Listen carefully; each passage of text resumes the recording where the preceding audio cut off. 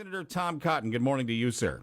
Hey, Kevin, how are you? Doing well, doing well. We had the chemical attack in Syria. Russia says they're blaming it on chemicals that ISIS had in a factory that was bombed. The U.S.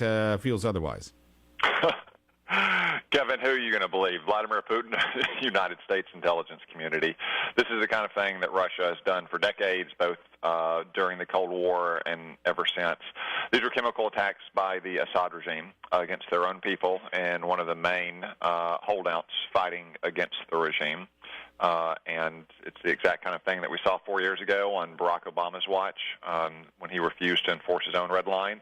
Then he invited Vladimir Putin into Russia in a deal that he claimed removed all chemical weapons from Syria. Obviously, that was not the case, as I've been saying for years.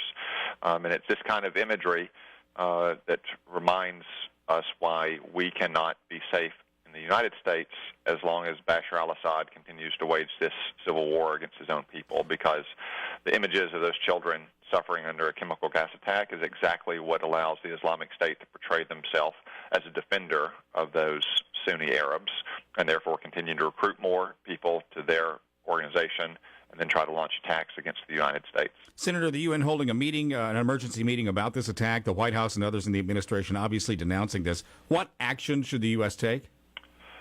Well, the United Nations has a terrible record over the last several years on Syria because Russia and China and the Security Council simply veto any steps. So more hot air from diplomats talking in New York is not going to make a difference.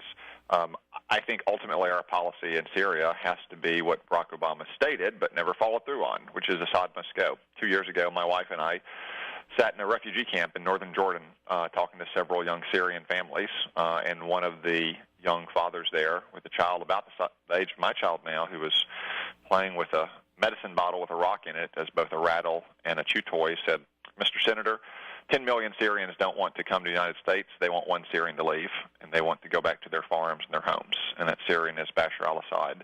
And as long as he remains in power, you're going to have millions of Syrians displaced, many of them driven into the arms of the Islamic State, and all of our Arab allies in the region still focused on his removal." So ultimately, that has to be the policy, not just for humanitarian reasons, though there are those, but for our own core security interests. Senator Tom Cotton, next time we visit, we'll talk about Neil Gorsuch, all right? Sounds good. Thanks so much for your time. 649 News Radio 102.9 KARN.